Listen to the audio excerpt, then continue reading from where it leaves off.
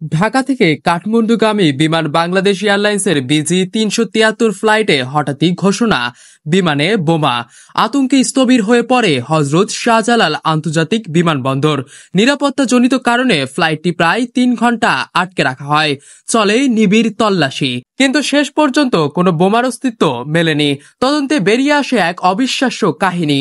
এই বোমা আতঙ্কের পেছনে ছিলেন এক মা। ছেলেকে কাঠমান্ডু যেতে বাধা দিতেই পরিকল্পিতভাবে মিথ্যা ফোন দেন তিনি।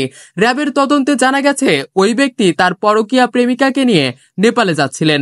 বিষয়টি জানাজানি হলে ক্ষোভে ফেটে পড়েন তার স্ত্রী ও মা।